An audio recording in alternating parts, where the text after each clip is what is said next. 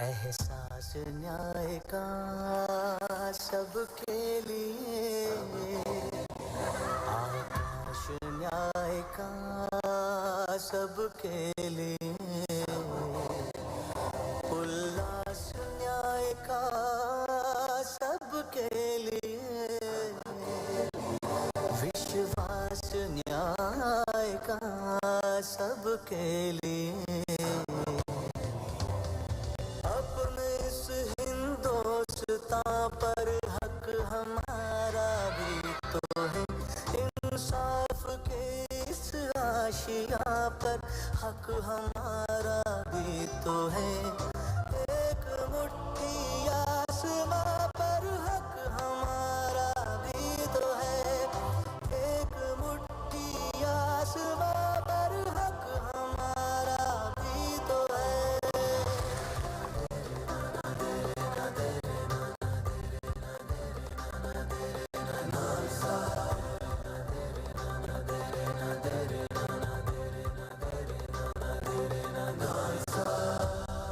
ये ना सोचो दर्द हमारा कहीं सुना न जाएगा, अब न्यायालय खुद चलकर चौपालों तक आएगा। लाचारों को न्याय मिलेगा, दुखियारों को न्याय मिलेगा, कमजोरों को न्याय मिलेगा, मजलूमों को न्याय मिलेगा। अपने इस हिंदुस्तान पर हक हमारा भी तो है, उम्मीदों के इस गुलसितां पर हक हमारा भी तो है। एक मुट्ठी आसमां पर हक हमारा भी तो है, एक मुट्ठी आसमां पर हक हमारा भी तो है।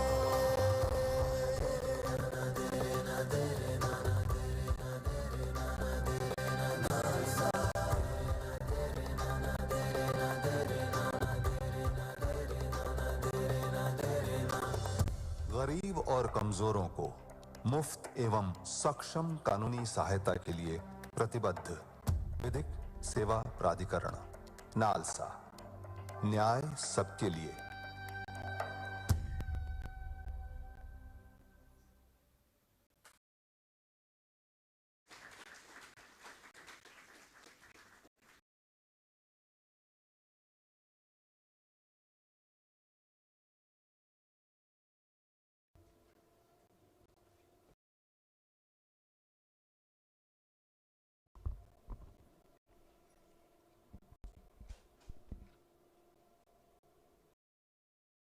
Very good evening. Honorable the Chief Justice, former Chief Justice of India, Honorable Justice U. Lalit, Honorable the Chief Justice of the High Court of Bombay and Patron-in-Chief of the Goa Legal Services Authority, Honorable Justice Devendra Kumar Upadhyay, Honorable Justice Mahesh Sonak, Senior Administrative Judge of the High Court of Bombay, Honorable Justice Bharat Deshpande, Judge, High Court of Bombay, Honorable Justice Valmiki Menezes, Judge, High Court of Bombay, Shri Zilman Koel Pereira, the President of the Goa High Court Bar Association, Shri Guru Prasad Pavaskar, the Honorable State Commissioner for Persons with Disabilities, our special guest and speakers for today's evening, Learned Advocate Shri Rahul Bajaj and Learned Advocate Amar Jain, the office bearers of the various advocate associations, respected senior advocates at the bar, the members of the bar, honorable district judges and judges of the civil and criminal courts in Goa, our invitees of the Purple Convention, the Honorable Registrars of the High Court and the District Court, our special friends and students of Asta Anand Niketan,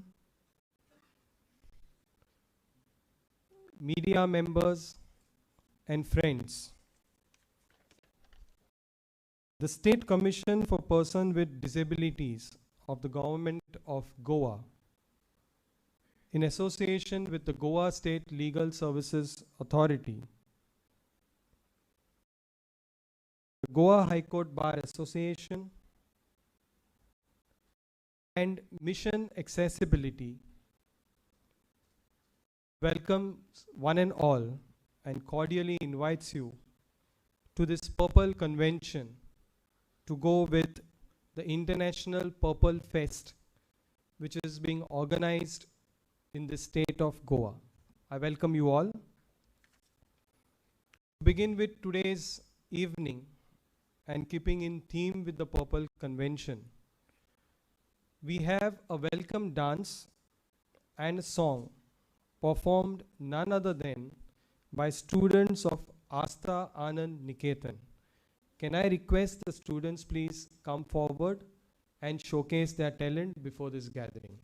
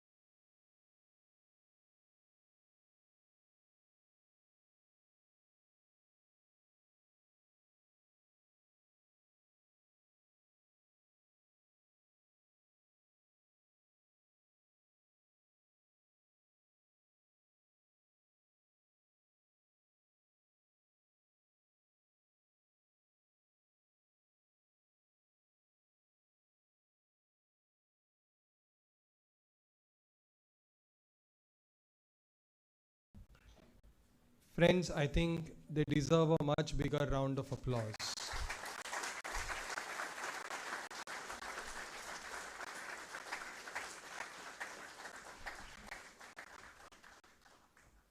Thank you so much.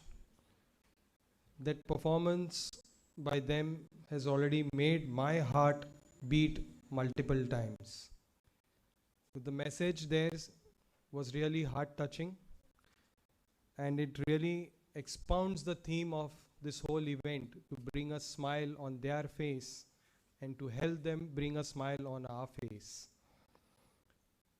I now request all the dignitaries seated to please come up to light the traditional lamp and mark the inauguration of this event.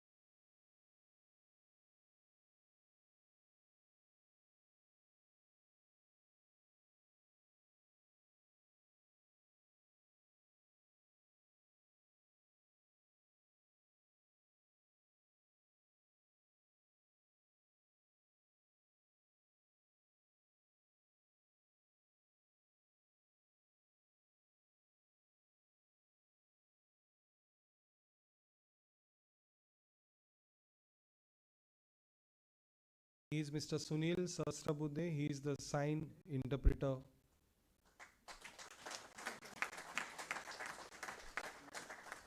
And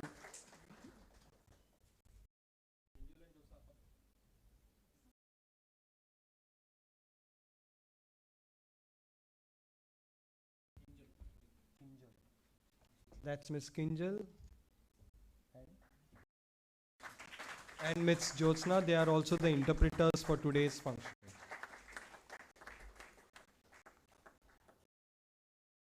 I'll request the dignitaries to briefly remain on the stage because there's a floral welcome and presentation of a memento. We have two special guests to present the mementos and a floral welcome to our dignitaries here. Can I request Mr. Krunal Thakur? Please come up and present a floral welcome and a memento to our chief guest for today's function, Honorable Shri Justice U. Lalit, the former Chief Justice of India.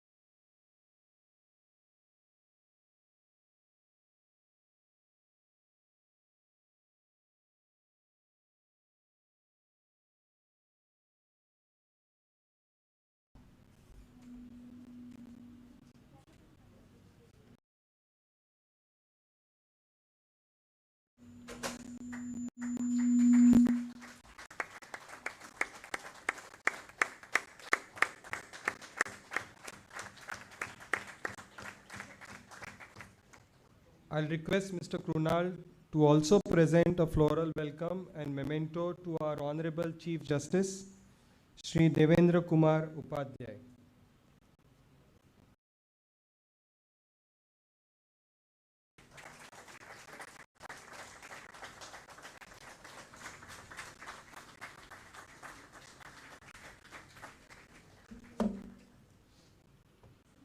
I will request him to also present a floral welcome and a memento to Honorable Shri Justice Mahesh Sonak.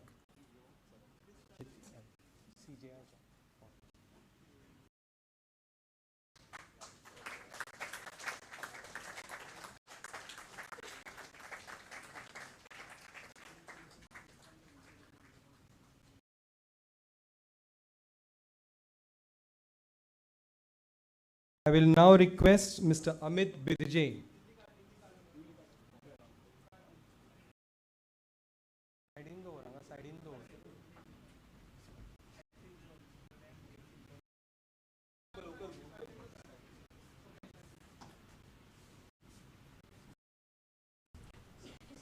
I'll request Mr. Amit Birje to kindly present the floral welcome and a memento to Honorable Justice Bharat Deshpande.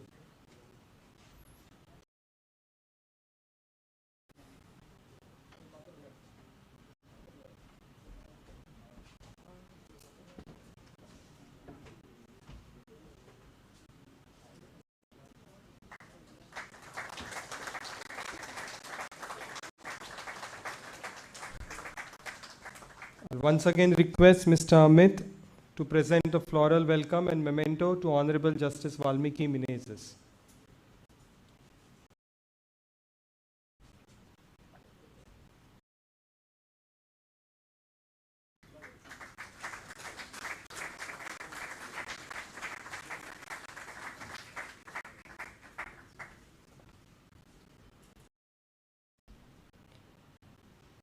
I'll request the State Commissioner for Persons with Disability, Shri Guru Prasad Pavaskar, to present a floral welcome and memento to the President of the Goa High Court Bar Association, Shri Coelho Pereira.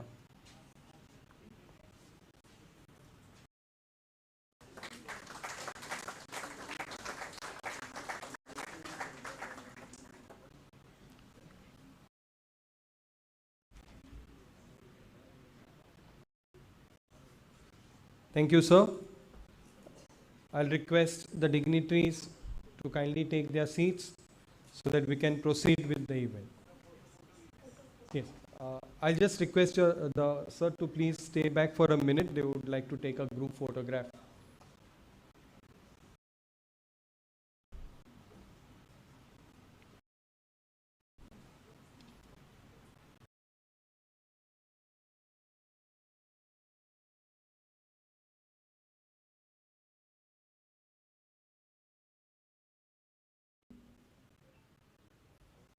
Thank you, sir.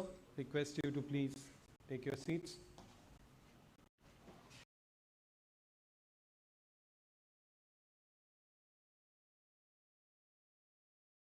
Thank you.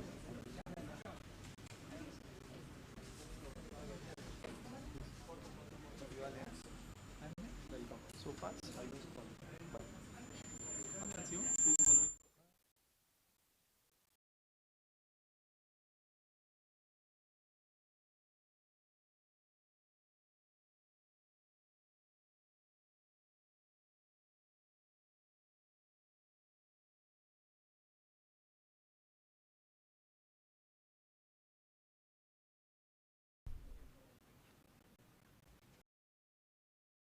The eminent personality that I would like to call upon to deliver the welcome address actually requires no introduction to this gathering, because he is a person who's come from this bar, from the state of Goa, the son of the soil, a very fluent orator himself, an astounding lawyer who's handled matters of divergent subjects, and is now an eminent jurist himself, a judge of this institution, who has rendered numerous judgments and has been delivering judgments to protect the interests of the state of Goa and preserve its sanctity.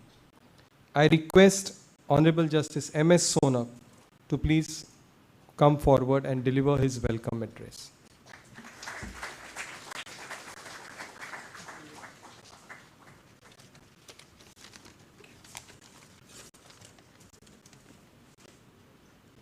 Honorable Justice Uday Lalit, former Chief Justice of India, Honorable Justice Devendra Kumar Upadhyay, Chief Justice of our High Court, my brothers Justice Deshpande and Justice Valmiki Menezes, Mr. Kuel Pereira, the President of Goa High Court Bar Association, Mr. Guru Prasad Pavaskar, the State Commissioner for Persons with Disabilities, our guest speakers, Advocate Rahul Bajaj and Advocate Amar Jain,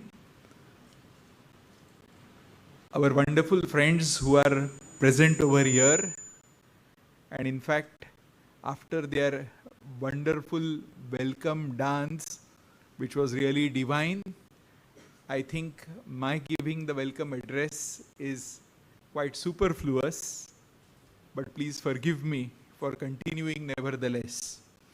Members of the bar, members of the district judiciary, ladies and gentlemen, I have both the honor and the pleasure to welcome you all to this Advocates Conclave on Disability Rights. This conclave is a part of the International Purple Fest, which is currently being held in Goa. The Purple Fest, as you know, is a unique festival that celebrates persons with disabilities and invites people to a world of boundless possibilities. And this is a festival where unity takes the center stage and diversity is literally celebrated with open arms. Justice Lalit's being here is a great boost to this movement. Justice Lalit has demonstrated how much good and how much reforms can be packed in a tenure of 74 days as the Chief Justice of India if dedication, positive attitude, and humility are your constant companions. Justice Lalit's exemplary experience of over 4 decades and his inherent goodness of the heart places him in a unique position to guide us and to motivate us. So we are extremely glad to welcome you, Justice Lalit. Thank you very much. Thank you. Chief Justice Upadhyay is amongst us today to signal his support to this movement. Chief Justice Upadhyay is not only the patron-in-chief of GSLSA, but he is a visionary with a zest to do good. He believes in leaving every place much better than what he finds it. And what is important is that he strives towards his belief to make every place and every institution better than what he found it. Therefore, Chief Justice Upadhyay's presence is motivating and inspiring. We are blessed with your presence today, Chief. Thank you very much, Chief. I'm also extremely happy to welcome Advocate Rahul Bajaj and Advocate Amar Jain. They have done a lot for this movement. Their experiences are most valuable because they have walked this path.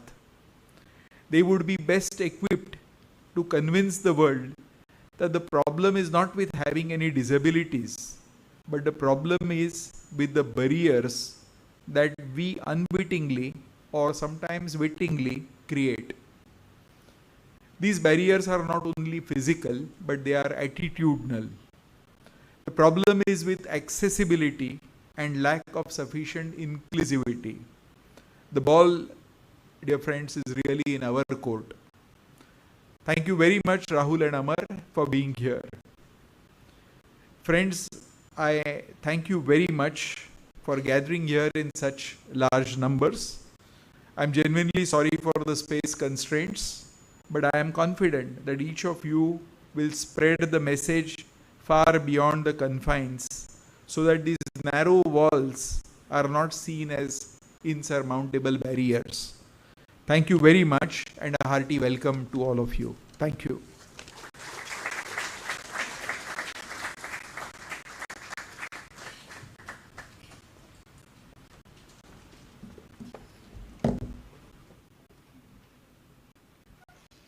Thank you, sir, for your opening remarks.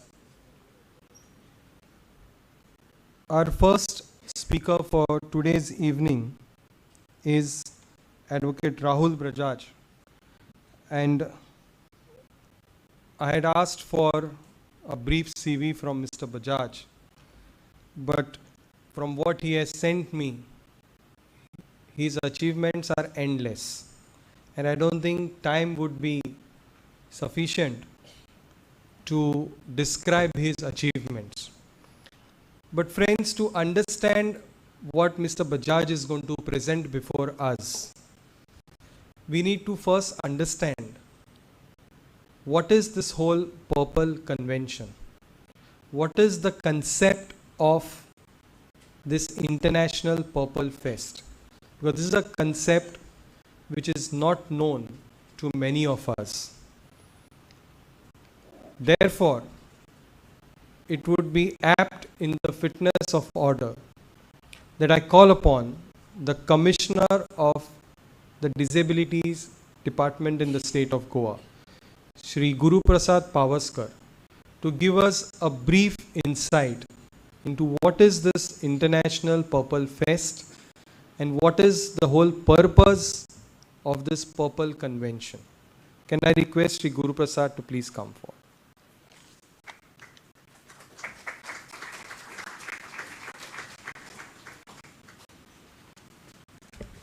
Sagang Namaskar, good evening. Honorable Justice U. Lalit, former Chief Justice of India.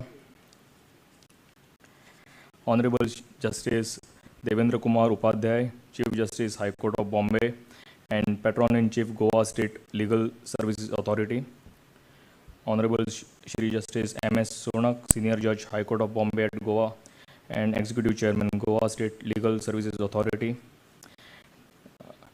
Honorable Justice Shri Deshpande, Honorable Justice Shri Valmiki Menezes, Shri Koilo Pereira, Senior Advocate and President of Goa High Court Bar Associations, all those who have gathered here today, senior advocates, my friends, students who are also part of this today's conference, and my special friends who are here, Rahul and Amar. Well, and Honorable MLA of Aldana Constituency, Shri Carlos. As we have this convention today, when I floated this idea to Honorable Justice Shri Manesh Sonak, because I saw him for the last Purple Fest and he spent almost 2 to 3 hours visiting each and every stall, trying to understand what different things are happening in the field of disability. And when we started planning for this year's International Purple Fest, I again approached him and asked him what can we do especially for the advocates from Goa. And then we thought of having this conference on disability for advocates. And I'm very happy that ex-CJI Justice U. Lalit is here amongst us today, and also Justice Devendra Kumar Upadhyay. Justice Lalit was part of the State Commissioners Conference, which started today morning. Entire half day he was amongst all of us and spent valuable time giving suggestions and experiencing various things that were presented today.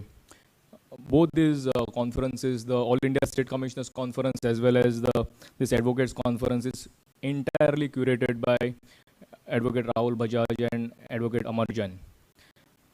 I know both of them for quite some time now, and I keep on calling them for various advices, suggestions, and they are so quick in telling me what has to be done for the persons with disabilities. The RPWD Act has come in force since 1995, and again the new Act has come in 2016. Many of us are not aware of various rights for persons with disabilities. There are 21 types of disabilities as per the new Act. Normally, people generally feel that there are only, disability, those who are blind or those who are hearing impaired fall under the category of disability. But there are many other disabilities like leprosy cured patient falls under the category of persons with disabilities. Acid attack victim falls under the category of persons with disabilities. And there are so many. Learning disability falls under the category of persons with disabilities. And we thought that we should have this awareness for all of us, including me, so that we are updated with the latest what is happening in the field of disability. As we're having this conclave today, we have parallel 31 conventions going on across the state. Tomorrow we have a convention on hemophilia. Yesterday we had it on invisible disabilities, and so on and so forth. So why are we doing this International Purple Fest? Last year we did Purple Fest. We brought a lot of NGOs on the same platform, and we thought we should also know what is happening at the international level.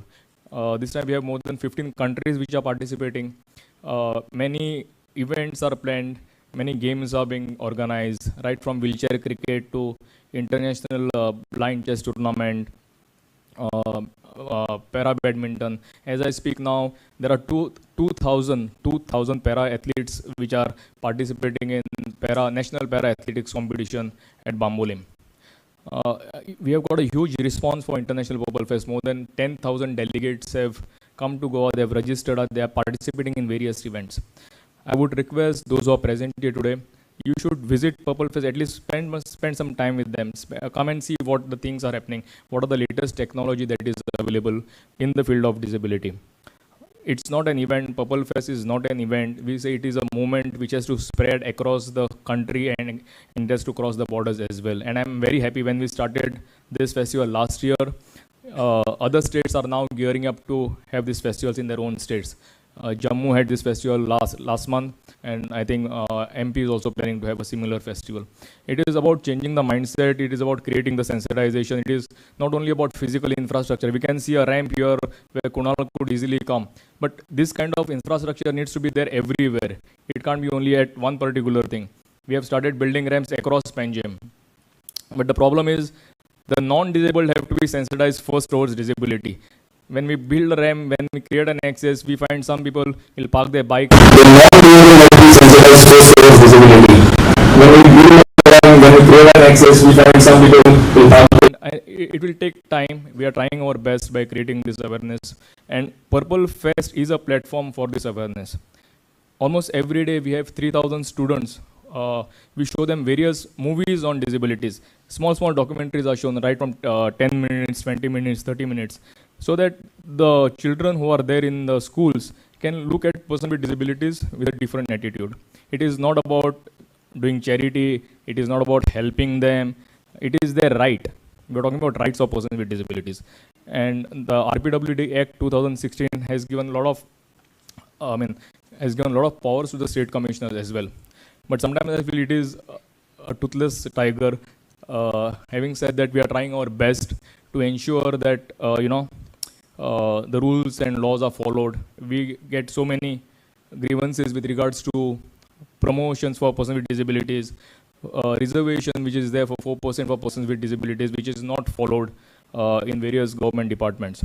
It is, but at the same time, we also see that government is very keen, very forward, because festival of this magnitude cannot be organized without the help of the state government. And I'm very happy to say that today morning we inaugurated the first spinal cord rehab center. This is what Goa is getting out of this Purple Fest. Persons with spinal cord injury had to travel to various other states for treatment and spend lakhs of rupees. But this facility is now available in Goa, free of cost, in Bambolim at Rugnashray. We also started with a artificial limbs manufacturing unit today morning, where prosthetic and orthotic limbs are manufactured. Aids and appliances will be manufactured locally and given to the deserving free of cost. So a lot of things are happening. I will not, I can go on and on, but we are here to, we have our guests with us. I will not take much time, but I'm sure today's conference, and with Rahul and Amar who are going to be here with us, I would request the audience to ask them questions. Both of them are absolutely fantastic. As I said, I've been interacting with them for quite some time now, and they're so they're perfect to the point. I mean, they'll give you the right answer. It is not about if you ask me a question, I'll think 10 times what to answer. But with Rahul and Amar, I have seen they are instant and they know what they are saying. That is what I like about Rahul and Amar. I will not take much time. I place on record my sincere gratitude for giving us this opportunity to have this advocates conference at this place, and I'm thankful to Justice Sonak for taking the initiative in this whole thing, and I'm glad that all of you have come here today. Thank you.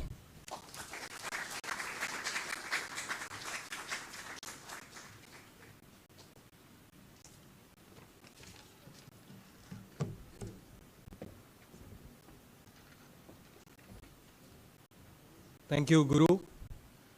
Well, Guru just told us what the state of Goa is getting out of this festival. But let me also tell you that Guru, in his capacity as the commissioner, has also given a lot to the state and to all these friends of ours who are covered by this act. And it is indeed an honor, and I feel privileged to inform this gathering that recently Mr. Guru Prasad Pavaskar was presented the award for the best commissioner at the national level.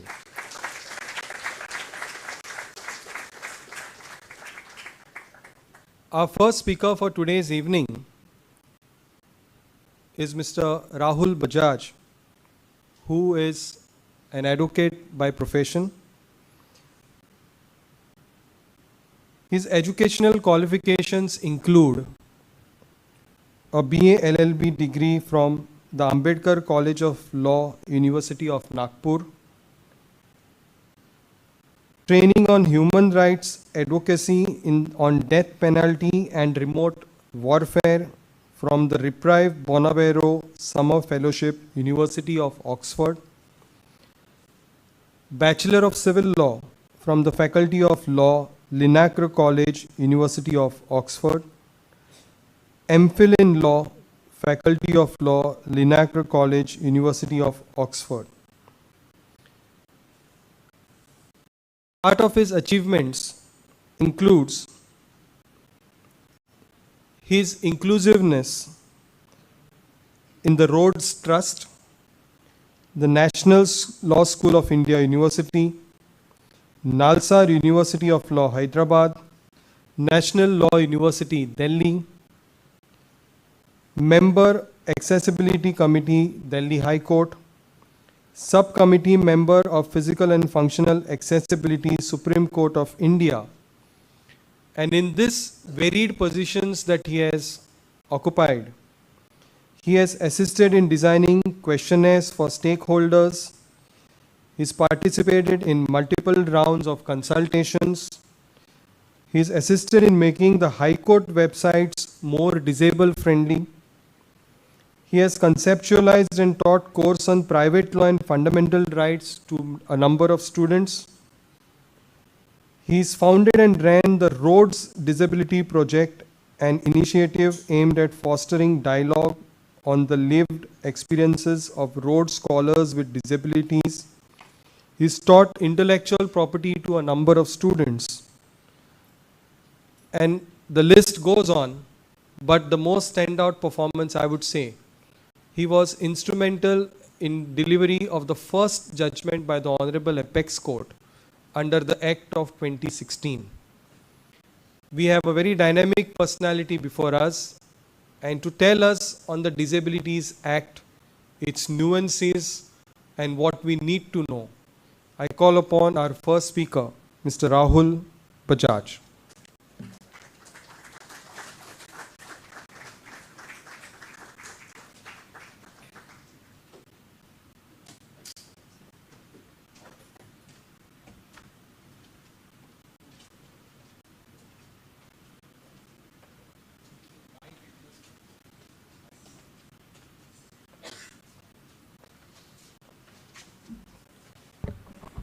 Thanks very much, Mr. Moderator, for that very kind introduction. Honorable former, the 49th Chief Justice of India, Justice U. Lalit, Justice Sonak, Justice Upadhyay, all the honorable judges of the Bombay High Court, Goa bench or otherwise, and other dignitaries on and off the dais. It's a great honor to be here, and I'm very grateful for the opportunity. I'd like to start off by sharing 3 stories, which I hope will underscore some of the points that I would like to make today. Nikhil is an 18-year-old student who has cleared the IIT JEE examination and been placed at IIT Bombay. He has a locomotor disability and is on a wheelchair. Now, he joins the IIT, and let's not say IIT Bombay in particular, any IIT for that matter, but finds that there's no ramp there. He has to be, his wheelchair has to be lifted and he has to be taken to the second floor of the complex where his classes take place. And he feels that this is indignifying, and often it breeds a sense of isolation and segregation that he feels. Second story, Arun is someone who 3 months ago met with an accident which left him with a hearing impairment. He is a movie buff and likes to watch all movies first day, first show.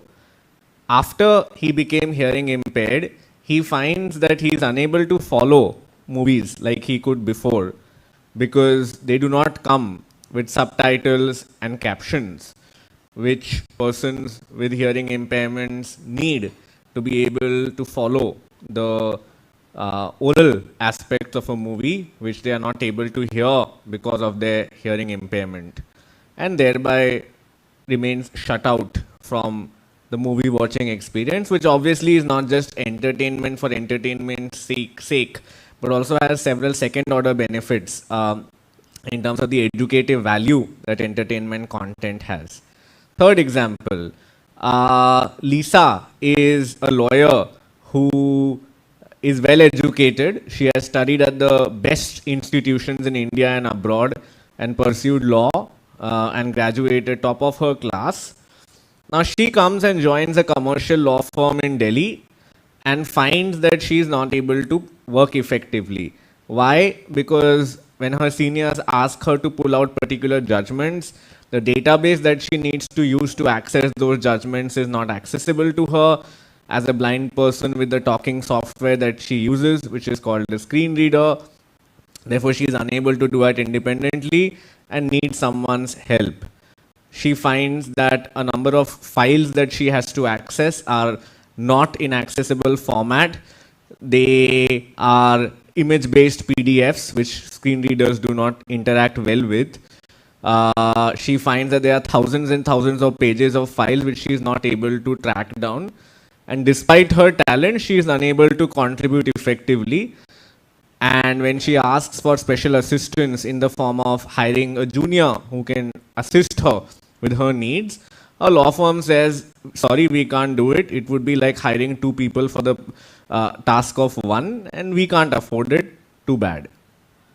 Now, and when it comes to conferences, hearings, because of her disability, she is unable to participate effectively. She finds that senior lawyers are in a hurry. They don't have the time for her to locate the material that she needs to access. In court, she is unable to immediately locate the material because she needs more time, but she is not comfortable asking for it. There is no mechanism that she can use to ask for it, and thereby she ends up not getting the accommodations that she needs. Now, in all these 3 stories, what is common is that these are the stories of a segment of our society, persons with disabilities, whose interface with barriers is what characterizes their lives. Physical infrastructure, physical, societal, attitudinal, etc. And therefore prevents them from realizing their full potential and contributing as full and equal members of society, whether it be as family members, persons in the workforce, consumers, of business products and services and so forth. Now, that is the lived reality that many persons with disabilities confront today. We all know that, well, some of us know that we have extremely strong laws on the books now with the enactment of the Rights of Persons with Disabilities Act 2016. However, there is a massive gap when it comes to the implementation of the law, or as the Supreme Court put it in Vikash Kumar versus UPSC and others, the gap between principle and practice. Now, it is this gap that I'm hoping I will be able to enlist your support, each of the 250 odd people who are here, in addressing. And how can we do so? And I would like to outline 8 specific ways that we can do so, which I will take you through. The first is having a system in place to address the needs of persons with disabilities. So, within the Supreme Court, now there is an accessibility committee that was set up. Honorable Moderator mentioned that I was a part of the subcommittees which were set up as part of that. Delhi High Court has also set up such a committee, and Amar and I are both parts of it. But what we need to do is to get to a point where high courts across the country have such accessibility committees. I hope the Honorable Bombay High Court already has such an accessibility committee in place. If not, my earnest request would be to institute that, so that complaints that persons with disabilities have can be tackled on an ongoing basis as and when they arise. Because once you have an institutional process in place, specific issues can be dealt with as and when they arise. That's point number 1. The second thing I would like to emphasize is the effective functioning of special courts. Now, Section 84 of the RPWD Act says that each state government, in consultation with the Chief Justice of the High Court, is to set up a special court for speedy trial of offences. We find that even though special courts have been designated, they are not actually functional, in the sense that when cases are sent to them, they are not taken up, in fact. And in this regard, if this Honorable High Court could take the lead in ensuring that such cases are taken up in an effective way, in the sense that, you know, awareness is spread about this obligation, and that the formal notification is implemented in practice, that would go a long way, in my opinion. Third, high quality legal aid for persons with disabilities. Many lawyers who are successful legal practitioners, of course, many of us practice law as a noble profession, but you need money to make ends meet. Now, disability rights legal advocacy, unfortunately, does not pay that well, because there is a strong linkage between disability and poverty in our country, which is what makes such advocacy difficult for people to pursue in a meaningful fashion, right? Because howsoever well-intentioned you may be or good you may want to do, ultimately one has to make ends meet. So what kind of systems can we devise that make it possible for persons with disabilities to get the kind of legal aid that they need with dignity, and for lawyers to take their cases seriously? You know, many people come to me and say, sir, we had a case, our legal aid lawyer is not taking it seriously, he knows he's not going to get much money out of it. And we can't judge that lawyer also, because ultimately, they also need to make ends meet. So up to a point, yes, we should say that, okay, if you're taking up a case, you must take it seriously. But at the same time, can we find ways of creating a fund, for instance, through which such kinds of cases can be taken up in a meaningful way? That's the third thing. The fourth is accessible court documents. So you'll remember Lisa's example, which I gave you. So can we have a system in place whereby persons with disabilities can demand access, request access to accessible court documents which work with their software? And Honorable former CJI will attest to this, that if some intervention is undertaken, because when I had worked for him, he had batted for that. And as also Dr. Justice Chandrachud, the current CJI, for whom also I clerked in the 2020-21 court year, both of them made sure that I had access to court documents in accessible formats. But they are extremely, empathetic people who sort of wanted to go the extra mile. Not everyone necessarily will be, which is why we need institutional solutions for this issue. So that's my fourth suggestion, that we have a practice direction to ensure that accessible court documents are provided to persons with disabilities as and when they need it, as also reasonable accommodation. Assume I am a hearing impaired lawyer. I need a sign language interpreter in a hearing. So that if I can just make an application, see what happens is, and I have been told this, otherwise if you go to a court and ask in a hearing that please, honorable judge, please give me time, I can't locate it, I am blind. They say, oh, the judge will just grant an adjournment and the matter will get pushed by 3 months. But that doesn't mean that I can just neglect my need. I mean, if I need time, I need time. We have to make sure that in such cases, a short adjournment is granted just of a day, so that that perception is not there in the minds of clients or seniors that, okay, if this person asks for an accommodation, the client will suffer, so why ask for it at all? The next thing is the fifth point is sign language interpretation, at least for some hearings, right? And we saw this taking place in Supreme Court in the case of Sarah Sani, where she was able to access it. But at least in some cases to begin with, can we have, like we have interpreters here today, Mr. Sahastra Budre, I'm getting his name wrong perhaps, but he's there. Sunil ji, and can we have a system whereby for some hearings at least we can have that? Then the sixth point is culture of compliance. Now you see, the first thing that many corporates say, and I have been told this on my face when I have advised corporates, what is the penalty that will come if we don't comply with the law? Howsoever well-intentioned, we may be and we may say all the right thing, that is how some businesses think. So can we ensure that these provisions don't remain on paper? And for them not to be a toothless tiger, we will need a culture of compliance, which unfortunately sometimes only comes through the imposition of penalties.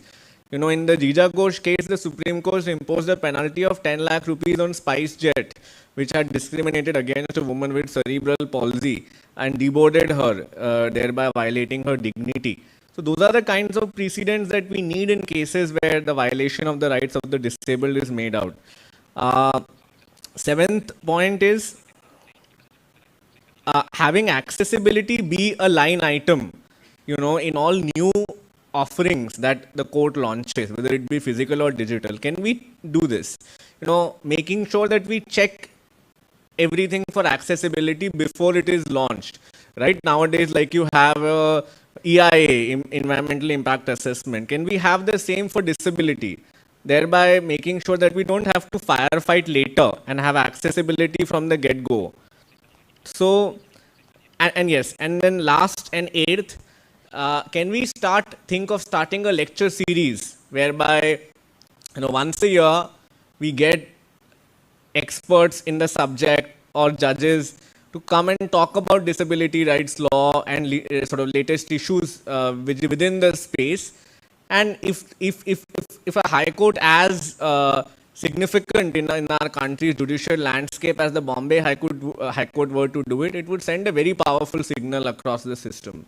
So these are my 8 suggestions for your respectful consideration. I thought I would pack as much into this as possible because not every day does one get a chance to address such an august gathering, and I didn't want to just say things that we all know anyway.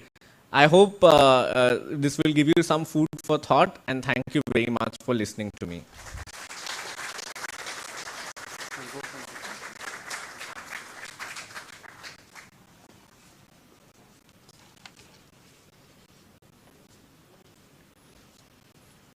Thank you, Rahul ji.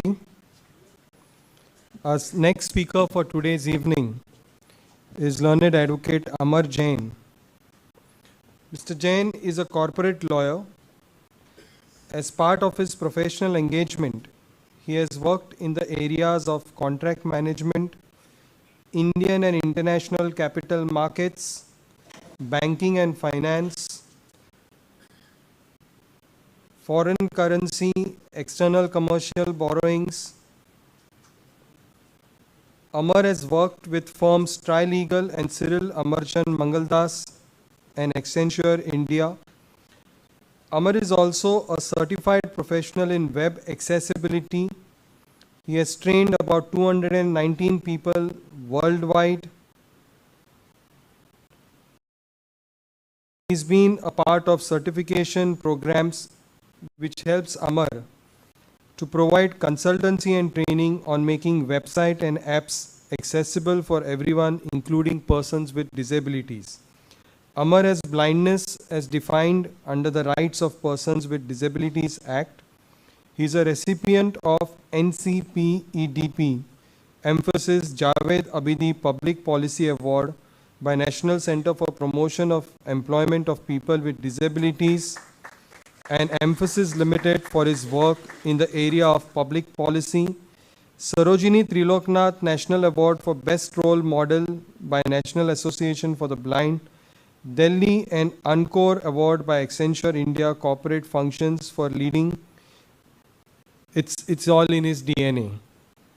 As part of his legal services, Amar is working for empowerment of persons with disabilities, and he has various aims, objectivities, and part of his sensitization program includes sessions for academic institutions, corporates, government entities, amongst others, and he has worked with a various number of institutions like Lal Bahadur Shastri Academy, Gujarat National Law University, NLU Bangalore, Kalinga Institute, Bhubaneswar, and the list goes on. Friends, our next speaker, learned advocate Amar Jain.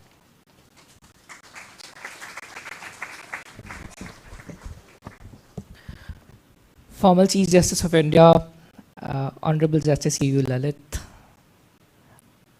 Chief Justice, Bombay High Court, the other judges, senior judges of the Bombay High Court, Goa bench and otherwise, the Goa State Bar Association President, and all other members from the bar, friends from media, and other respected dignitaries. I'll touch upon three things, and let's go one by one. In the introduction, it is written about me that I have blindness as defined under Rights of Persons with Disabilities Act. And let's start from there. Bichara andha kya karega? The typical notion that we have about a person with a disability. If we look at the terminology, it is person with a disability. But in the general mindsets, the disability comes first and the person comes later. Why did I make that statement? I was born and brought up, actually born in MP, was brought up in Jodhpur, Rajasthan. And that's the typical mindset that I had to battle with. That what could you do as a blind person? At best, you could be a teacher or you could be a singer. And then people were saying, okay, now banking is also opening up, so maybe you can just be a banker, because these are the things that people would have seen.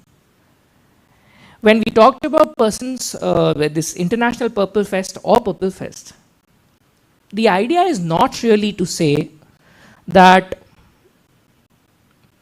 despite disability, people can do so much things or so many things. The point is, we are also people first, persons first, who want to do n number of things. We want to shop, we want to go out, we want to enjoy the rights as anybody else would do in our age and generation. Everything that the people sitting here would want to do, so do we want to do. But for that to happen, what is important?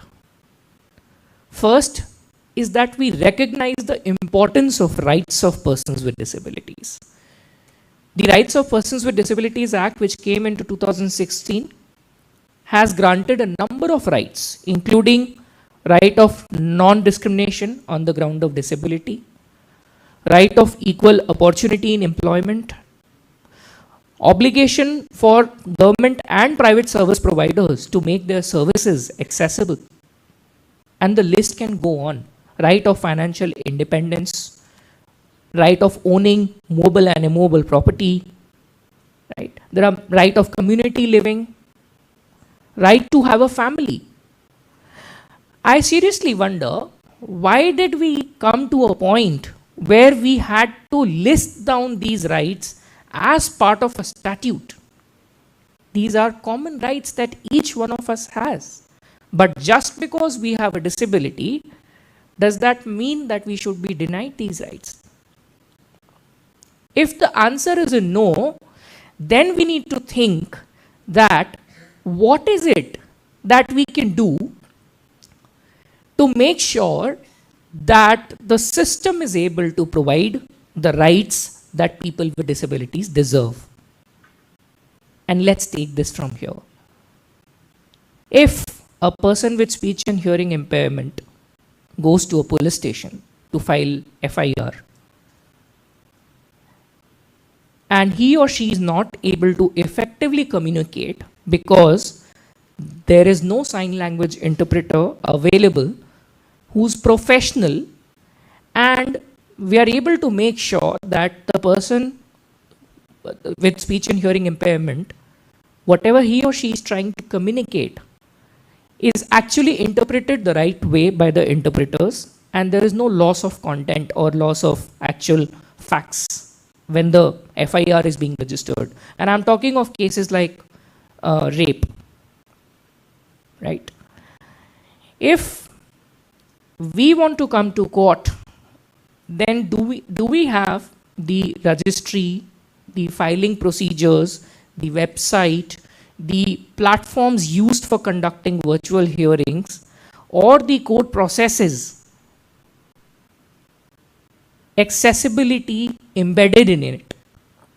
If we go to a lawyer that our case should be taken up for further proceedings, does the lawyer know about rights of persons with disabilities? Or the lawyer is also coming with the same mindset that, okay, I need to do good for the society, hence I need to provide my services to this person with a disability. The Chief Commissioner and the State Commissioners are quite empowered bodies in the law. They are not toothless tigers. They have powers to enforce penalty for violation of the Act.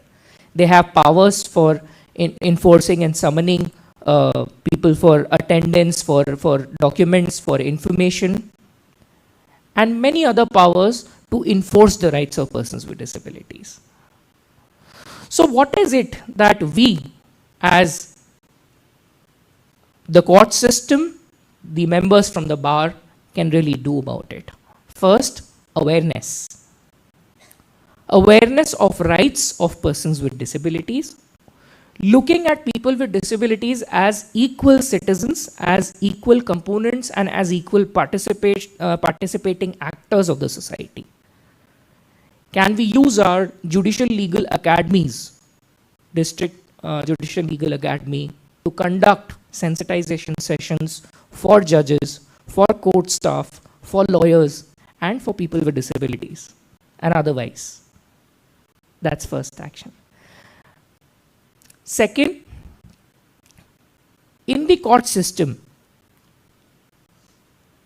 I'm assuming what Rahul said is done. Let's take it that way, that accessibility committee is created. Can we take a next step? Let us identify a common framework which embeds accessibility by design and create one model district court, at least one model district court, to showcase that creation of an accessible judicial mechanism is doable if there is will and intent. I'm sure with the judges sitting here and with the members from the bar sitting here, I'm sure we can do that. Third, can we make sure that the laws, the legal material, the databases, etc., are made accessible for persons with disabilities too, so that we can also be part of the same profession and we can also perform at par with others? That's the third thing, right? Fourth, can we look at laws and language? I'm cognizant of the fact that Supreme Court has also initiated this process where we start using disability inclusive language. When we talk of persons with disabilities, we often, sometimes intentionally, unintentionally, we end up saying, "Bichare ki madad kar do," right? Or, yeah, these people, we should be little sympathetic to such people. Can we stop using such language and can we start using dignified language?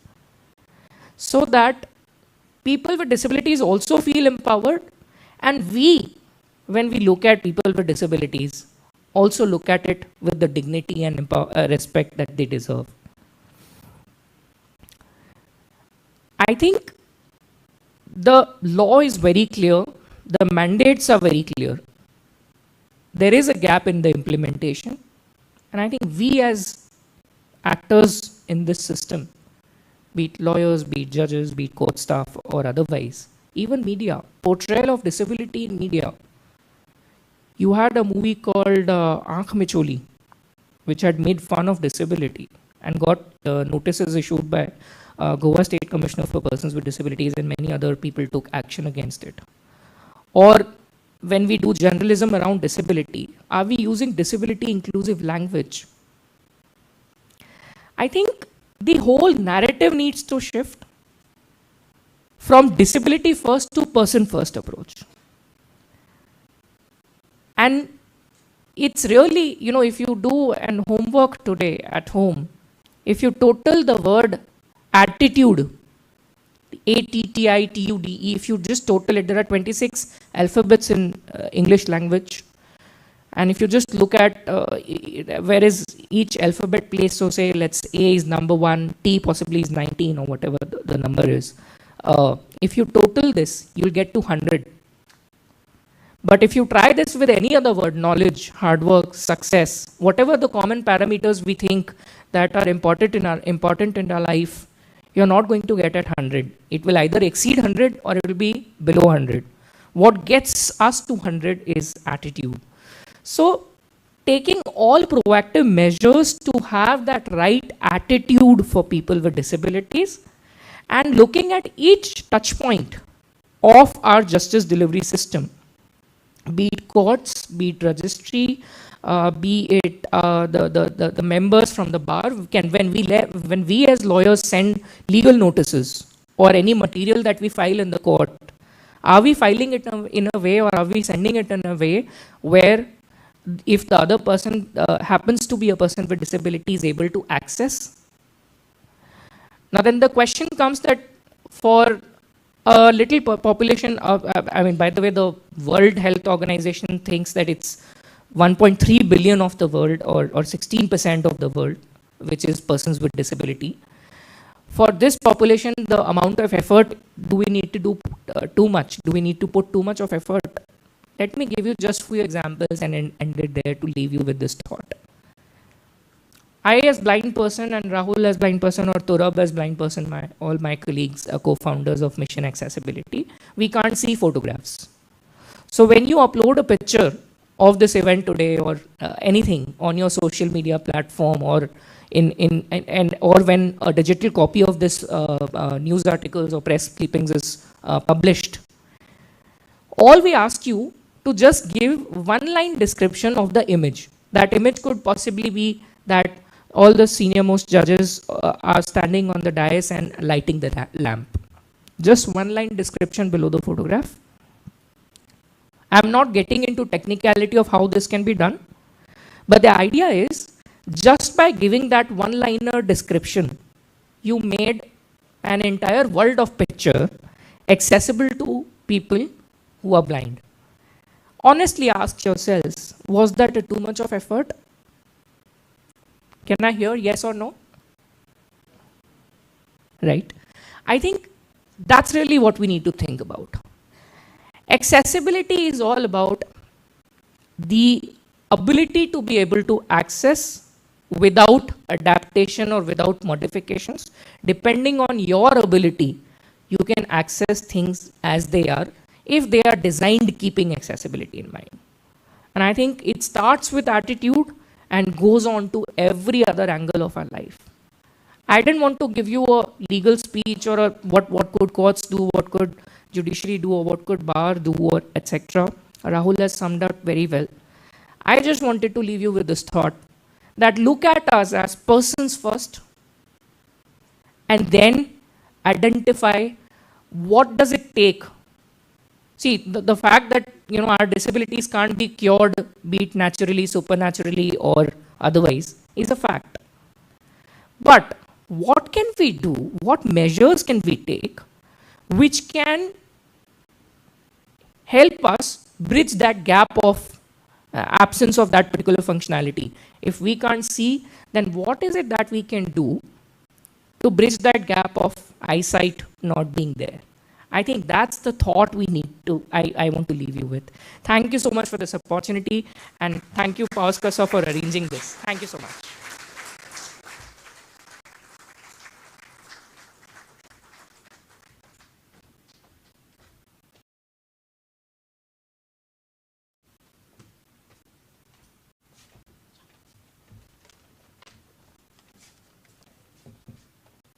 Thank you, Amar.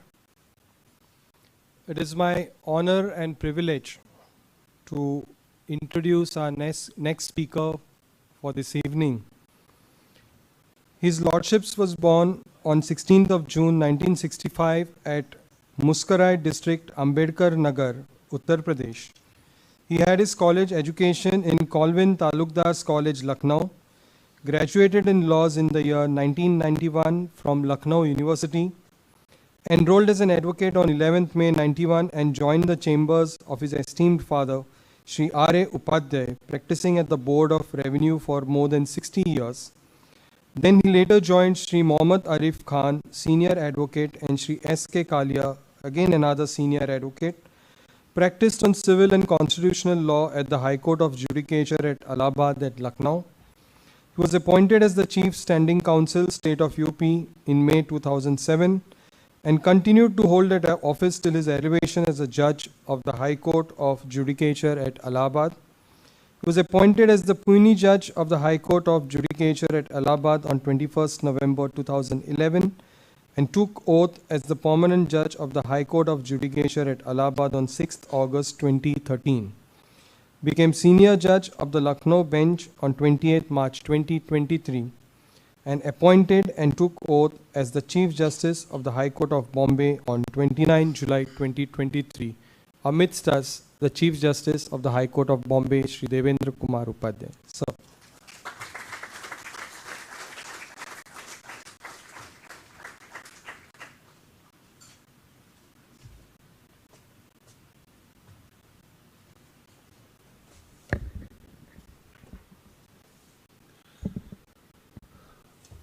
A very good evening and namaskar to all present here. Honorable Shri Justice Uday Lalit, former Chief Justice of India, my esteemed brother Justices Mahesh Sonak, Bharat Deshpande and Shri Valmiki, Mr. Pavaskar, State Commissioner for Persons with Disabilities, Srimati Vijaya Amre, Member Secretary, Goa State Legal Services Authority, Shri Pereira, President, Goa High Court Bar Association, our very, very special guests today, Mr. Rahul Bajaj and Mr. Amar Jain, advocates, senior advocates, other advocates, members of Goa High Court Bar Association, members of Mission Accessibility, members of Registry, ladies and gentlemen. At the very outset, I must applaud and congratulate wholeheartedly the organizers of this International Purple Fest, which is an initiative by the Office of the State Commissioner for Disabilities for showcasing and celebrating diversity and inclusion of persons with disabilities.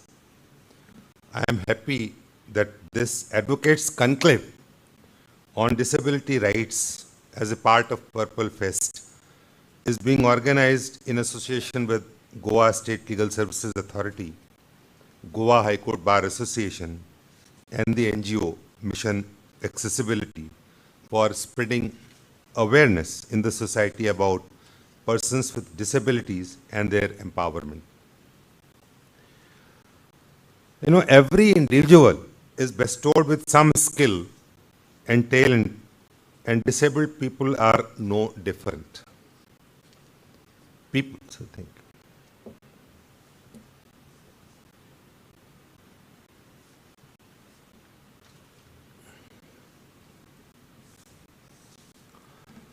People may be disabled mentally or physically, but that should not divide them of equal treatment, protection, and opportunities. It is the utmost obligation of the state and its citizens in realizing that persons with disabilities are accepted, respected, encouraged, and empowered at all levels. What is thus required is inclusiveness, providing opportunities to showcase their talent and skills and to unite the diverse perspectives for the overall growth of a society. I am pleased that the ongoing Purple Fest 2024 is such a platform meant exclusively for the welfare and upliftment of persons with disabilities. Persons with disabilities, whom I call differently abled persons, face many challenges in their day-to-day activities which impact their lives at different levels, ranging from education and employment to transportation and accessibility. There are several hurdles that they pass through, resulting in their exclusion from the mainstream and thereby leading to injustice and sheer inconvenience to them. It is the constitutional mandate of the state to provide for a barrier-free environment for the disabled, and failure to do so would be a violation of basic human right. There cannot be any reason or excuse in not providing for such barrier-free environment. All disabled individuals have equal rights of being recognized and protected for their upliftment and empowerment. The legal scenario would indicate that there are sufficient mechanisms of laws and guidelines relating to welfare and empowerment of the persons with disabilities, but lack of effective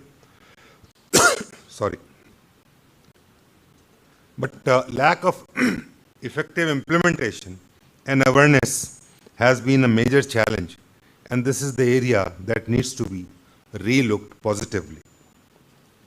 One of such measures for empowerment by our central legislature is enactment of Rights of Persons with Disabilities Act 2016. This act defines persons with disability to mean a person with long-term physical, mental, intellectual, or sensory impairment, which in interaction with barriers hinders his full and effective participation in society equally with others. The principles stated to be implemented for empowerment of persons with disabilities are respect for inherent dignity, individual autonomy, including the freedom to make one's own choices, and independence of persons.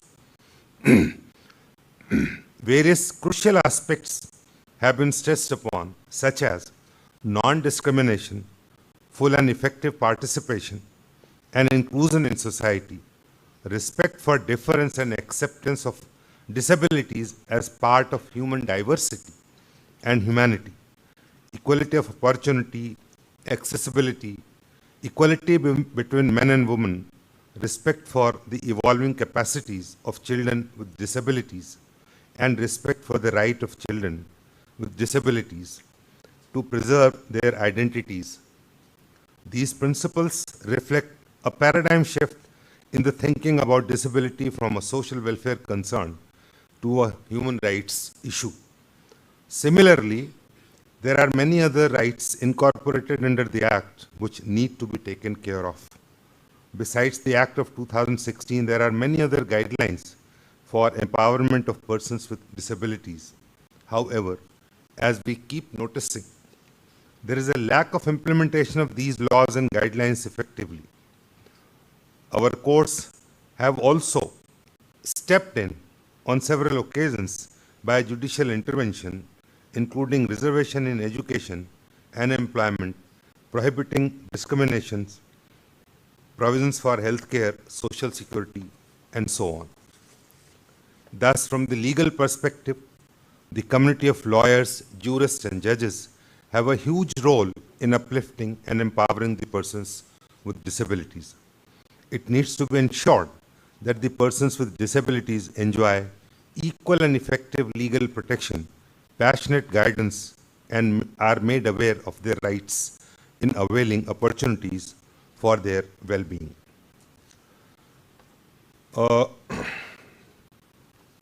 Apart from what I have written today for my speech to address to all present here,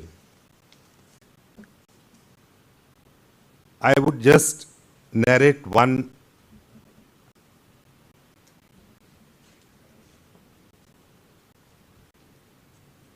case which I had dealt with while as a judge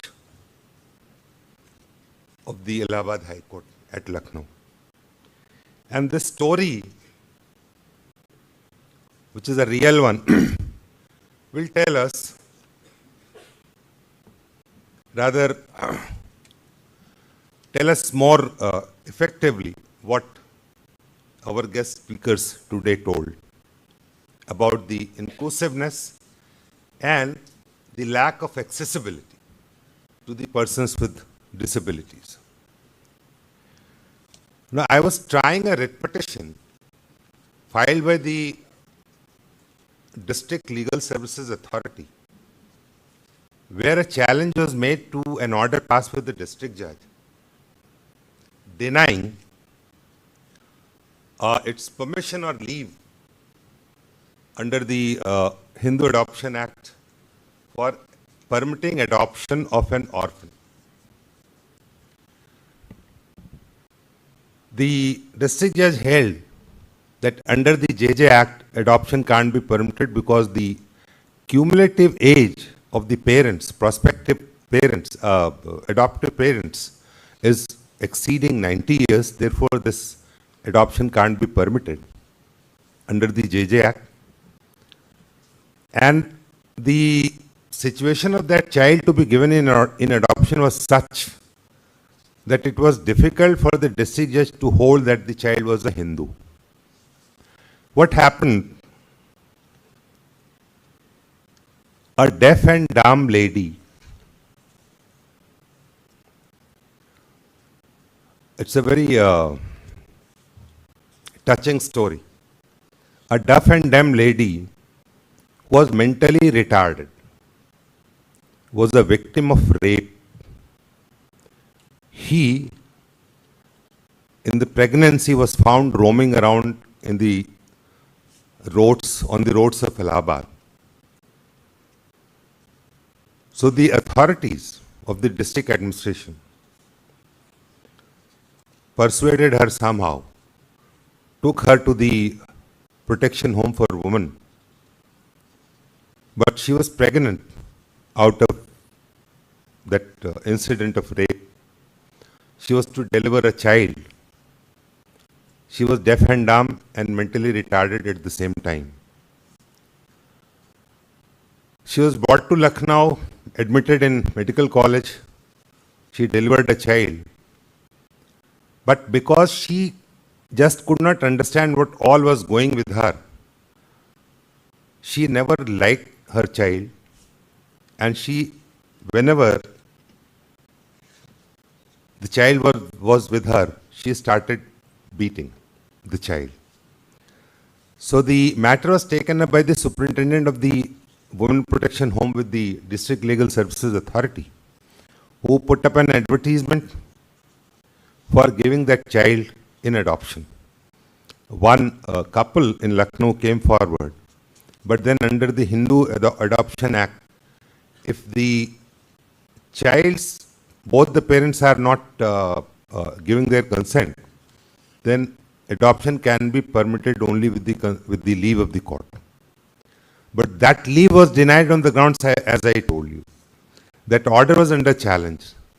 What I did was that even it was very difficult even for me to determine as to whether the child, the mother, they were Hindu or they belong to some other religion. Under JJ Act, adoption was not possible because, as I told you, the cumulative age of the parents was exceeding 90 years. That was the limit. Perhaps that is the limit presently also. So what I did was, in Lucknow, we have a university for disabled. We requested the head of the department or dean there in the university to provide help of a sign language interpreter. Passed an order, requested that sign language interpreter to interact with the lady to ascertain as to which religion does she belong to. If she was a Hindu, it was easier for me to give that child in adoption. That sign language interpreter interacted with that lady, and with some difficulty, he could ascertain that the lady was a Hindu lady, and that is how, taking aid of that sign language interpreter, I relied on that report and held that the child was Hindu. But then just see the situation. Who is the father is not known. Mother is Hindu, child is Hindu, but for adoption, it can't be said that the child was an orphan, because mother was already there. So I had to do a lot of thinking, and then I somehow concluded that no, in a situation where father of the child is not known, mother is Hindu, we can safely hold that the child is an abundant child, where the mother herself does not know as to who the child is. She is unable to understand the whole situation. So therefore I held that the child is an abundant child, therefore there is no need of any consent of the parents, and that's how the adoption could be possible. What I wanted to tell you is that see the difficult situation of this most difficult moment of this case was when I could not think as to how to ascertain. So this kind of awareness for providing accessibility to the differently able persons needs to be spread, as very rightly told by our two guest speakers today. The courts needs to be sensitized about these matters. And I welcome the suggestion given by Mr. Jan that our these academies, judicial academies, should have such sensitization programs to sensitize the judges. And I would request the Member Secretary, Goa State Legal Services Authority, to take up such issues at the level of the authority and also at the level of the court, as also at the level of the judicial academies. Another aspect which I would like to speak today and emphasize today, taking the cue from the speakers. Can we just stop using the expression persons with disability? We can, one alternative and better expression is differently abled persons. Why can't we just stop using this expression at all? It is the same person affected with same kind of disability, but if you call him a person with a differently abled person, perhaps it will be more dignified an expression. In Hindi, we have a very beautiful word to describe such people, and this is in use now. We call them Divyangjan.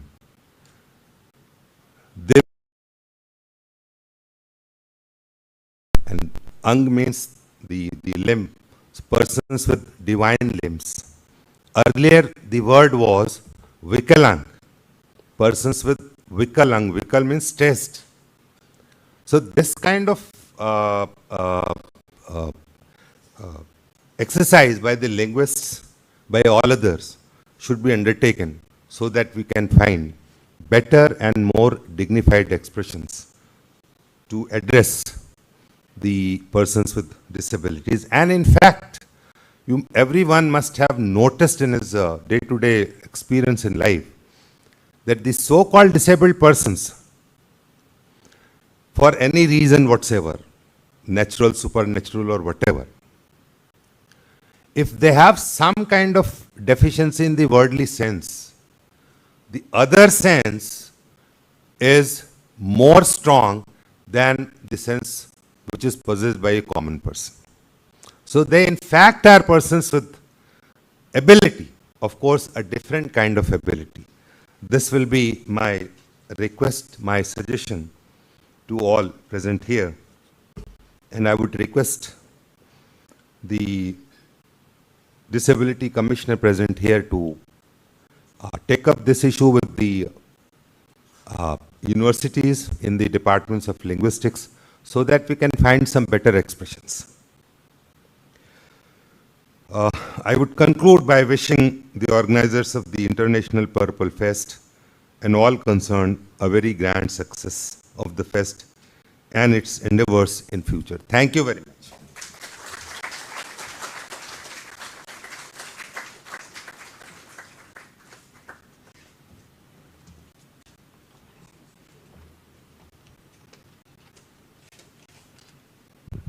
Thank you, sir, for your address. To introduce our keynote speaker for today's evening, Honorable Shri Justice U.U. Lalit. Justice Lalit enrolled with the Bar Council of Maharashtra and Goa as an advocate in June 1983. He started his practice with Advocate M.A. Rane, who was considered a proponent of radical humanist school of thought and believed that social work has an important building in solid legal practice. He shifted his practice to Delhi in 1985 and joined the chamber of senior advocate Praveen H. Parekh. From 86 to 92, Sri Lalit worked with former Attorney General of India, Soli Sorabji ji. In 92, Justice Lalit qualified and was registered as an advocate on record at the Supreme Court. In 2004, was designated as a senior advocate of the Supreme Court. In 2011, the Supreme Court bench of Justice Singhvi and Justice Ganguly appointed Sri Lalit as the special public prosecutor for CBI in the 2G spectrum cases. His professional strengths are described as thoroughness with the case, patience in explaining legal questions, sober demeanor in presenting the case before the bench. Then comes his turn as a Supreme Court judge. In 2014, the Collegium headed by the Chief Justice of India, Shri R.M. Lodha, recommended his elevation to the Supreme Court as a judge and was appointed as a judge of the Supreme Court on 13th August 2014 and became only the 6th lawyer to be directly elevated to the Supreme Court. He was part of the 5-judge bench in the Triple Talaq case. Then came his tenure as the Chief Justice of India. On 10th August 2022, the President appointed him the 49th Chief Justice of India.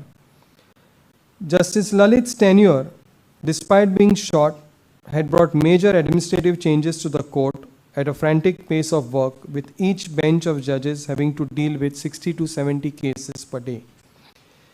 Initially, the Supreme Court was clogged with a lot of constitutional cases which were not heard over the years.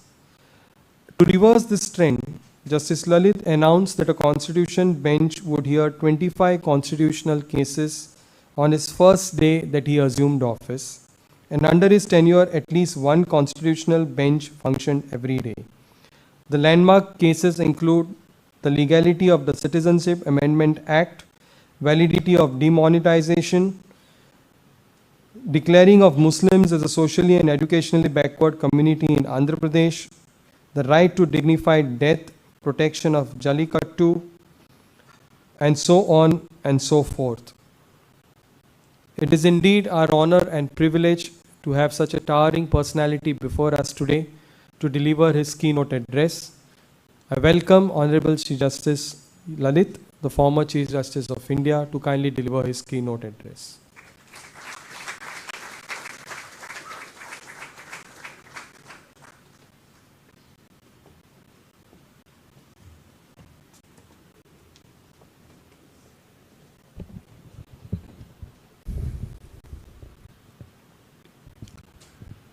Honorable Justice Devendra Kumar Upadhyay, Chief Justice of the High Court of Bombay, Honorable Justice M.S. Sonak, Senior Judge and Executive Chairperson of Goa State Legal Services Authority, Honorable Justice Bharat Deshpande, Honorable Justice Valmiki Menezes, Shri Guru Prasad Pavaskar, the Honorable Commissioner for Goa under this Disabilities Act, Shri Koilo Pereira, Learned Senior Advocate and President of Goa High Court Bar Association, two esteemed speakers who are guests here today, Mr. Rahul Bajaj and Amar Jain, all the other persons who are present today, including some of the senior counsel, learned advocates of this High Court, ladies and gentlemen. It has been a day full of all kinds of emotions and all kinds of great learning. I did 2 hours in the morning, and I must tell you that some of the things which I learned today I was not even aware of, or perhaps I think my mind had never traveled in that direction. I could not have assumed so many facets of life. I did address the gathering in the morning, so I may sound repetitive to some of the persons who were present in the gathering in the morning. But pardon me and pardon that repetition, but that's the only way that I can convey my feelings and I can convey my emotions on this beautiful topic. Mr. Rahul Bajaj mentioned something when he interned under me. I am mentioning that incident. Why? Because that will give you the mindset of most of us. When he interned under me, as a person who is visually challenged, and every judge in the Supreme Court gets at least about 50 odd matters on Mondays and Fridays to work on. Naturally, as interns, law clerks, they are supposed to assist the judge. How would he or she assist a judge unless and until he or she is able to go through the papers? In those days, this is what pre-COVID days. So therefore, we had not, as a court, adapted ourselves completely so far as virtual platforms are concerned. We were still going by what is called that physical paper book era. So all the paper books used to come to our house, and then the paper books had to be read and considered. So very first day he voiced his difficulty that how do I go through that? I immediately contacted my Chief Justice, who was then Justice Kheher, and told him the difficulty and the solution. That if you can scan the paper books of at least 8 or 10 matters on a day and provide us with what is called the electronic version through the scanned copies, which perhaps with the app that Rahul had, he'll be able to gather what are the papers, what are the contents of those matters, and then will be able to give the assistance effectively. And Justice all our reaction was, is that so? So therefore, mere scanning of copy, will it be sufficient? And putting it in electronic form? Yes, of course, yes, it can be. And that's when it started in Supreme Court. So that was the first step, and I must acknowledge it, that the creation of that idea was nothing but because of Rahul Bajaj.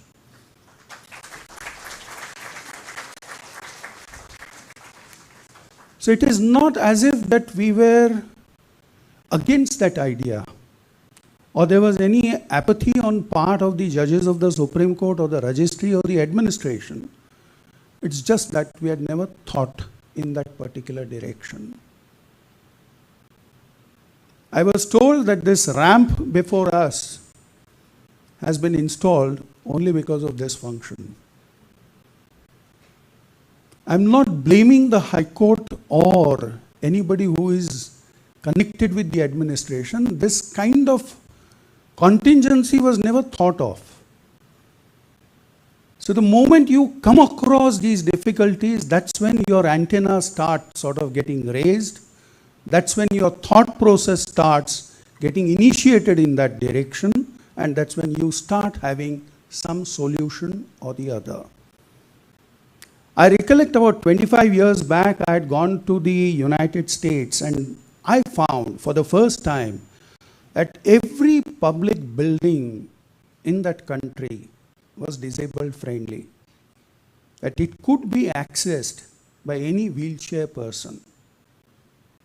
25 years back, we never had that kind of facility. If you recollect, Honorable Prime Minister of this country had to be forklifted and put in the aircraft. Why? Because in those days, the aircrafts did not have the facility of aero bridges at every terminal.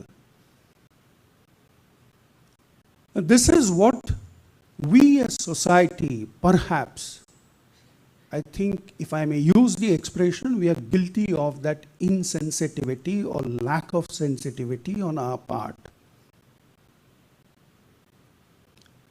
I must narrate one of the incidents which happened today. As a part of the exercise, one of the moderators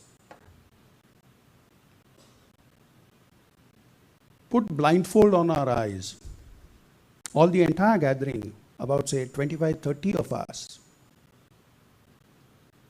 And we were completely blindfolded, and on the screen, 2 video clips were run.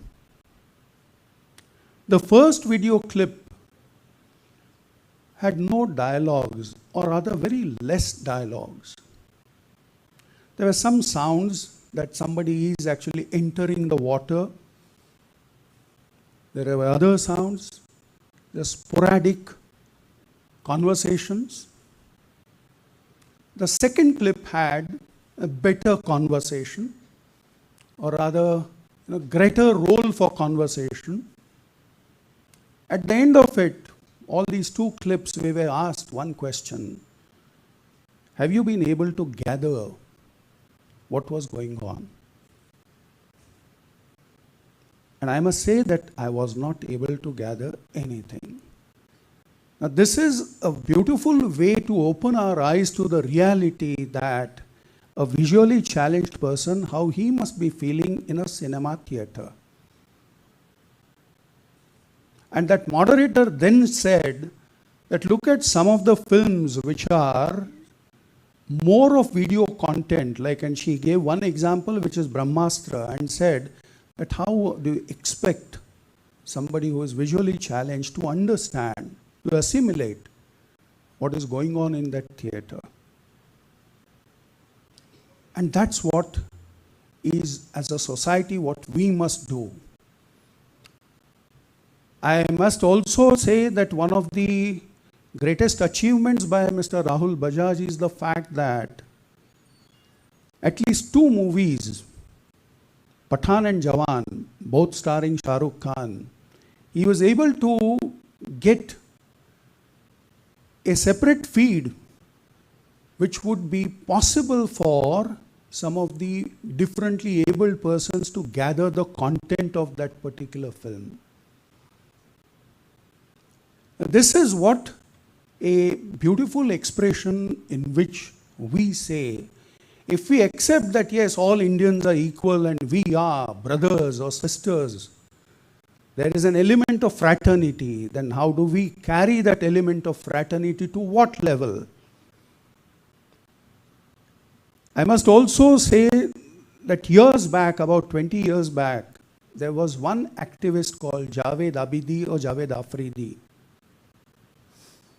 who was a wheelchair person, who used to fight battles for the better rights and recognition and acceptance of such differently abled persons.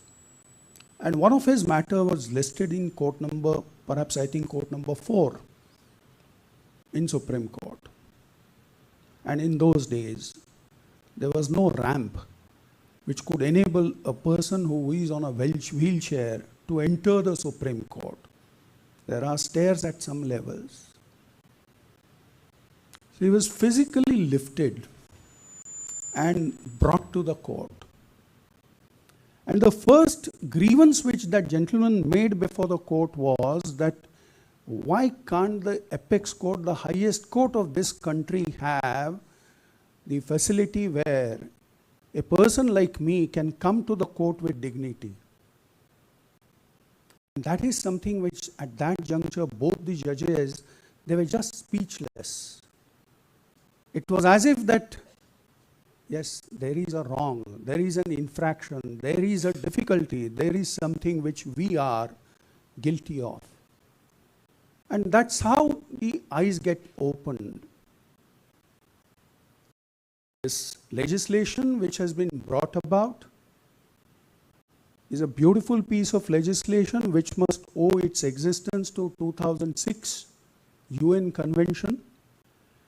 And the basic theme of that convention is that such differently abled persons also have a right to live with dignity. They're not dependent upon, they should not depend upon a mercy being shown by the fellow citizens. It is the right of those citizens. I'll also narrate one incident and then finish this. In my first tour to US, I had an occasion to go through the west coast part of that nation. And we were in a small town. The population of that town may not be more than 5,000.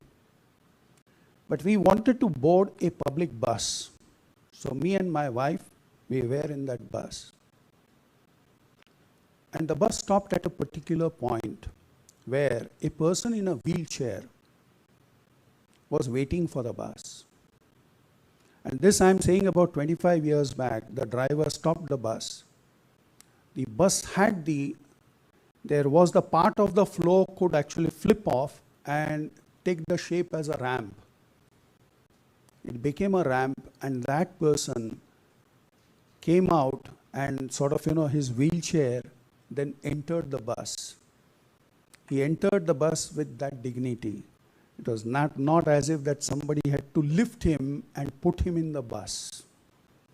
So therefore, this is what every person, differently abled person, aspires. As a fellow citizen, he or she is definitely entitled to that. To my mind, what is the beautiful part of this particular legislation? This is this equality of opportunity. When we say, what is equality under Article 14? Is it that formal sense of equality, that all persons are equal before the law? Or is it the substantive equality? That we try to do something affirmatively so that the barriers are bridged, so that the differences are demolished. And this is where one part is equality of opportunity.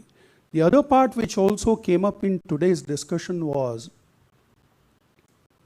there is this inclusive education which as a concept is spoken of by this legislation. How many schools do we really have for inclusive education? And then I must narrate one personal incident. My wife runs a Montessori school, which is for tiny tots. Naturally, it would be the normal children who were the first, the set of admissions. Then a lady came with a request that her child was autistic, but she wanted the child to be educated in the regular format. My wife said that, sorry, we don't have that kind of capacity. How do we teach that?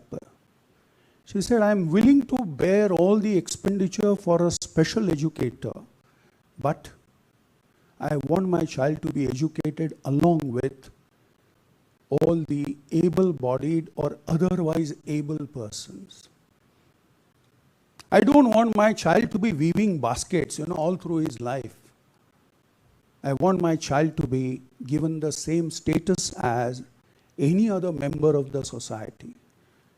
And my wife accepted that. Today, every class of her has at least two students who are differently abled. And the idea is to have inclusive education. We saw one dance here. This is what we see every time in their annual functions, that such differently abled children are also participating along with everybody else.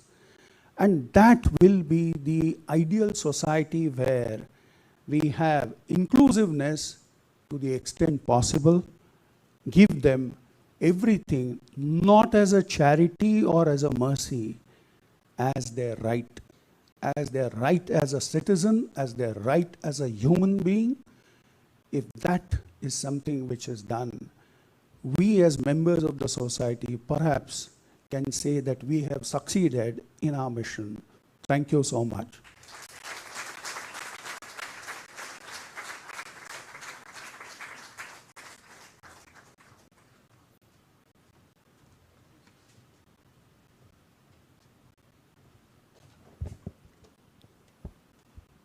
Thank you, sir, for your enriching and thought-provoking keynote address. Very briefly, if anybody has any questions to put across to any of our speakers, then please tell us. You can raise your hand. We'll have a mic sent out to you. I think there are a couple of hands put out there. Ram, can I request you to please, to the gentleman at the end of the room.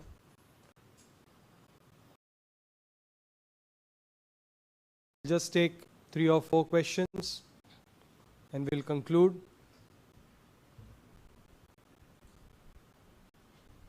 Also, if you could please tell which of the speakers you would like to address the answer to your query. Good evening everyone. मेरा नाम दानिश महाजन है और मैं disability online disability community radio से हूँ और मैं visually impaired हूँ. मेरा क्वेश्चन रिस्पेक्टेड ललित सर से और देवेंद्र सर से है. 2 वन लाइनर क्वेश्चन है मेरे. With the greatest of respect, pardon me for my this question. हम बार बार इंक्लूजन की बात कर रहे हैं और you have put things beautifully in your speech and, लेकिन सर जब हम टर्मिनोलॉजी की बात करते हैं, terminology plays a significant role with in the disability community. जब हम बात कर रहे हैं डिफरेंटली एबल्ड, आपको नहीं लगता कि डिफरेंटली एबल्ड फिर हम वही गलती दोहरा रहे हैं जिसके बारे में इस पूरे कॉन्क्लेव में चर्चा हुई है? हम डिफरेंट नहीं हैं. This is one thing that we are shouting कि हम यूनाइटेड नेशन ने पर्सन्स विद डिसेबिलिटीज को ही लीगल माना है और डिसेबिलिटी कम्युनिटी भी उसको एक्सेप्ट करती है. Why again we need to be called differently abled? We are not differently abled, we are disabled who work differently. One thing. Second thing, एक रिसर्च अभी हुई थी, जावेद विदी साहब की बात हो रही है, तो एक एनसीपीडीपी ने रिसर्च की थी. उसमें एक बड़ी यूनिक चीज़ आई जो पहली बार मुझे भी समझ आई कि अगर कोई एफआईआर लिखवाने जाता है डिसेबल्ड, तो एफआईआर में अगर कोई डिसेबल्ड अक्यूज है तो वो तो कॉलम है, लेकिन अगर कोई डिसेबल्ड विक्टिम है तो वो कॉलम नहीं है। तो अगर डिसेबल्ड विक्टिम का उस एफआईआर फॉर्मेट में कॉलम ही नहीं है तो ना तो हमें उससे डेटा मिलता है और ना ही वो डेटा हमारे तक पहुंचता है जिसके बेस पे पॉलिसीज बनती है। तो आपका इन दोनों पर क्या कहना है? सब question.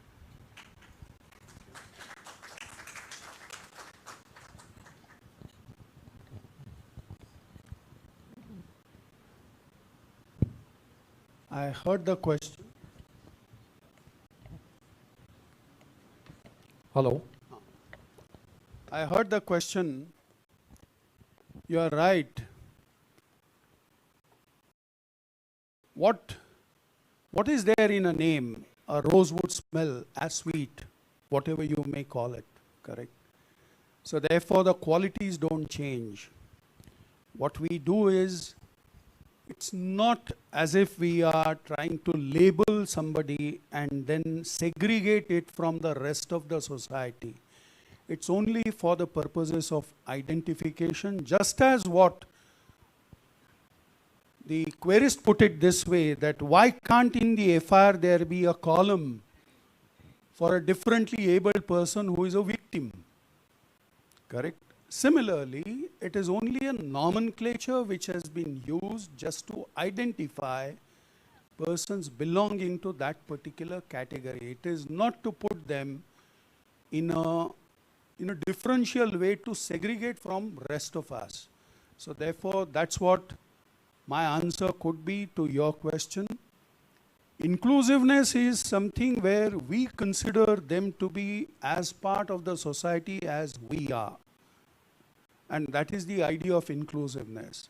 So therefore, the moment you bury these kind of discriminations or attitudes of differentiation, that's where we will be able to have what is called a distinction-less kind of framework in the society. Thank you. Thank you, sir. Any question which is different from what is posed, we are glad to accept. Just one more question. Sir, I had a question that it's actually to the whole fraternity of the lawyers here and the judges and Honorable Chief Justice as well. We already have provisions as per RPWD Act to make places accessible like this ramp, but we don't have them. Every time we face these issues, so I request that is it possible for the Bar Council of India to take this up and actually enforce this law? Because the law has been made, but it's not enforced anywhere. If you'll just walk out even in the government buildings, they're not accessible. So can there be a solution from your side which we can get on this day?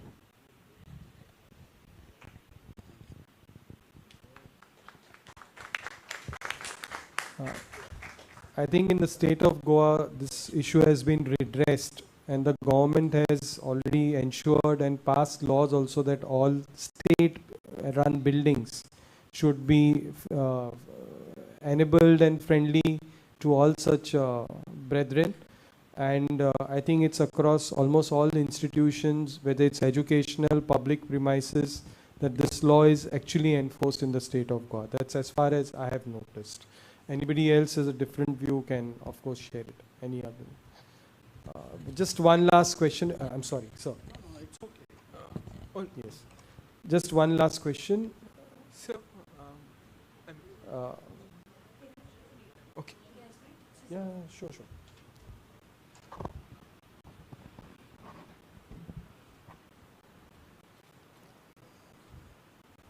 Sir, it's to you, Lalit sir. I liked what you said about America, about inclusive society and all. I faced a lot of barriers while growing up, and it is still going on. The barriers are still there in schooling, in marriages. It's still there in my office as well. So we are not inclusive as yet. Plus, I am an oral deaf who can speak a little. I can speak well, but what you speak, I cannot understand. I am deaf. So at later stage, I started using sign language. So because when you speak to me, I don't understand, and then we start writing. So I didn't want people to speak to me, and it is too much of pressure on me also as well to understand what is being said.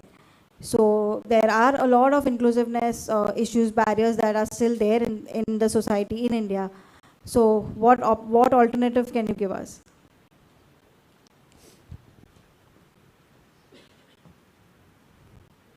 Madam, first of all, I must on behalf of the entire society say sorry to you that perhaps I think, there is no means of communication where perhaps you can be understood and I can make myself understood by you.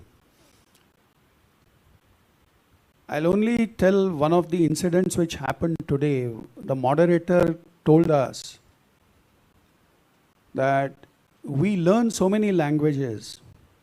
We learn languages like Marathi, Hindi, Gujarati. We try to pick up certain words, correct? If a person Maharashtrian stays in Tamil Nadu, he'll try to pick up some Tamil words. But it never occurs to us that we must pick up sign language. Correct? Those who are near dear, maybe perhaps in your family, they may adapt. They may sort of absorb that as a language, as a means of communication. But those who have no connection, those who have no such any relation, very rarely you will find somebody using that as a language, correct? Perhaps I think that that culture has to develop. Culture has to develop that, yes, I must also, adopt something. I must also utilize something by which I'll be able to convey something to a person like you. I must tell you that the way you were making those signs today, I could understand part of it. Of course, with the oral kind of, suggestions which were given by her. Yes. But that's the difficulty, ma'am. I quite see that. What Mr. Rahul Bajaj said is that the intent of the legislation is always there, but there are always certain gaps between the principles and the practice. And the practice is where we as entire community are lagging behind. You must not feel that kind of, difficulty if you go to a mall or to a shop, how to convey yourself. So that should not be a difficulty. That should be a means, a medium of communication, effective communication. And if we start doing that as a society, perhaps I think that's where the barriers will vanish. All I can say is that. But I must plead guilty on behalf of the entire society. All right, sir. So I would like to continue the question to ex-CGI Lalit sir. Sir, you have been a beacon of hope when CGIs have been, they have been bringing my hope down. You have been a beacon of hope. Thank you for that. And this is my question to you. It's a personal question. This question is like, I have been trying out activism for my own very self for the past 1.5 years, but to no result. All of you have been saying that the RPWD Act is something good for the country, that it is great, it has great provisions and all. But here's my question, here's what I faced, or rather even my comrades from the LGBTQIA plus community faces right now. It's about insurance, sir. I have an invisible disability, invisible disorder by the name multiple sclerosis. It's a neurological condition, and I have written to many, every insurance firm. I have written to them saying that I have this condition, so I am willing to wait for a period of 5 years, during which you may not provide me any insurance, but would you be willing to provide me insurance later on? To which every one of them have denied providing me any insurance, even though I have a RTI with me in which it is said that multiple sclerosis can actually be provided insurance by the insurance companies, and yet they denied. And over here, it is not a right to life with dignity that is being denied. It is a right to independent life itself that is being denied. And my independence is put under a question, and I have no one to ask that question to. So could you kindly answer whether why the government and the judiciary actually respects an institution, or rather a company, over the life of an individual, whereas countries like England have been doing the opposite for quite some time now? Thank you, sir.